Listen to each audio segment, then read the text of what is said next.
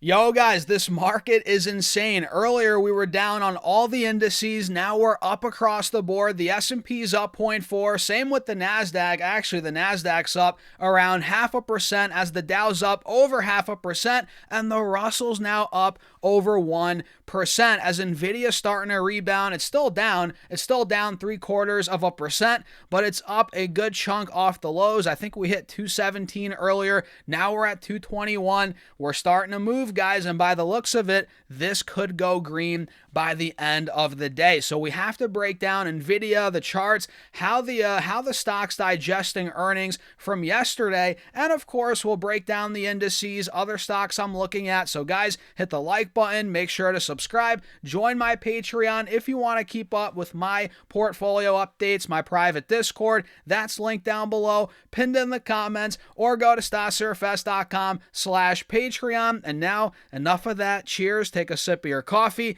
and let's dive into it. So it's about 2 p.m., so we're slowly wrapping up the day. And again, it's been a roller coaster for the stock market. Earlier, we were down on all the indices. Oil was up, the VIX was up. Now it's quite the opposite. Oil's down, the VIX is down, and every index is up. We've seen an insane reversal, and you can't really see it, I guess, on Nvidia. You have to pull up the Qs to really get a grasp of it. I mean, look at this. Earlier this morning, the Qs hit 706, and now we're trading at 717, completely breaking back out. You can see on the 30-minute time frame, this is a clear inverse head and shoulders that's now playing out. Let me draw it out so you guys can get an idea. We have the left shoulder right here, boom. The head's right here, and the right shoulder is right there. So you guys are seeing what's going on. Clear inverse head and shoulders. We're now taking out 715, which, oh, by the way, did I not say 715 in my video earlier?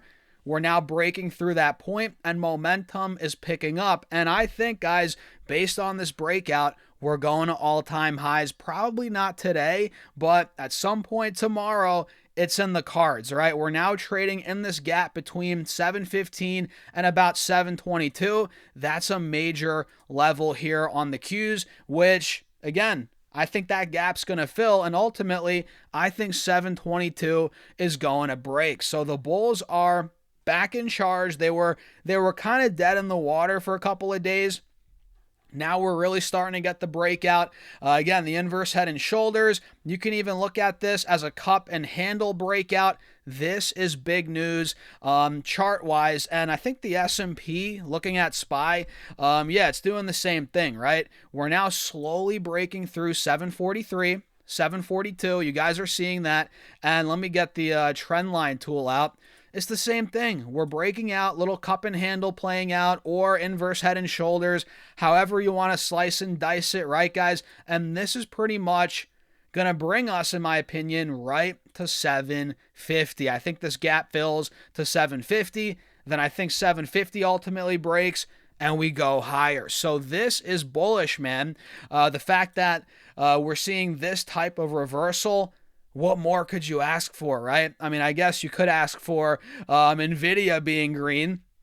We could all, all ask for that, but it's not green, but it is fighting to go back up here. Although we are seeing a red candle, 2 red candles actually starting to form on this 1 day 1, or the, what's it called? The, 1 day 1 minute chart.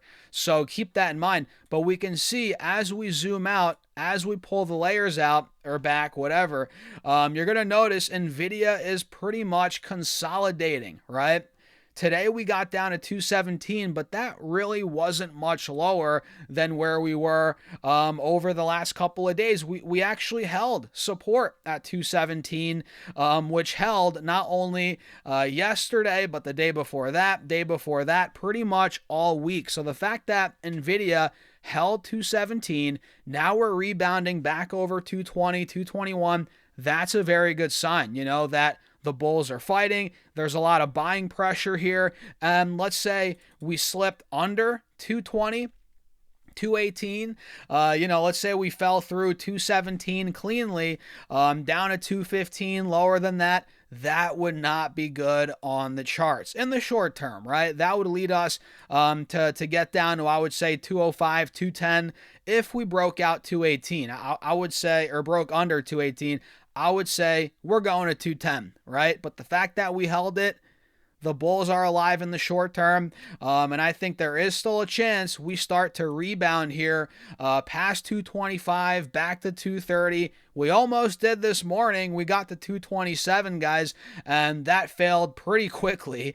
So I think there's still a chance we get back up there in the short term. Long term, there's no doubt it's getting back there long term. But in the short term, bulls are fighting. And yeah, I think there is a good chance we get to 230, even higher. But looking at the downside here, let's say it doesn't break out in the short term.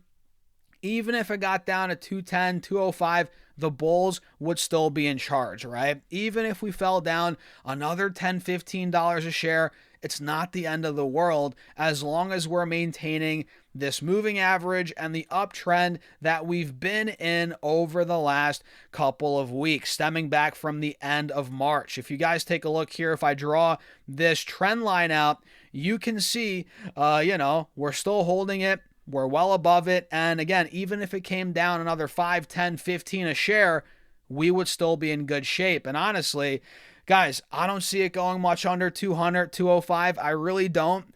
And if it somehow did, I'm buying. And even at 210, I'll be a buyer of this stock. That's how confident I am after that earnings report yesterday. That's how confident I am that we have a lot more to go here, that we're going to 250, 275, 300, You should be begging for this stock to go down, quite frankly, because the fundamentals are only getting better. The valuation's only getting, more attractive now as they're growing earnings more than expected. They're guiding up. Revenue is through the roof for Q2, way higher than expectations. So you should be begging for this stock to go down. Maybe not so much, but you should want it to go down to 200 because that gives you more upside. Obviously for $300, to $300. Think about it. If you buy at 200, not financial advice, you have a good ways to go to 300. What's the percentage move from 200 to 300? That's 50%, right? Roughly, whatever that is. That is a big move, man. So I think there is a lot more to go on Nvidia. I think this dip is an opportunity, and if it slips even more, it's an even bigger opportunity, guys, because you got to cut the noise in the short term. Sift through the noise and focus long term and realize Nvidia is just now starting to break out of a 6 to 8 month consolidation window. It's just now starting to break out, man, of 210, 215, which, again, it's got a long ways to go. This is similar to what happened last year, which we've covered many times on the channel. Last year we had a run to about when was that? Let's pull the 3-year chart up. Yeah. We had a huge run from around 150 to about 210. Then we consolidated again for a couple months just now. And now we're just starting to break out of that previous all-time high. And we're only up like 5% from the old all-time high. Guys, last time we broke through, previous all-time highs after a long consolidation period, we had a 40% run. Like I've covered before, 35, 40%.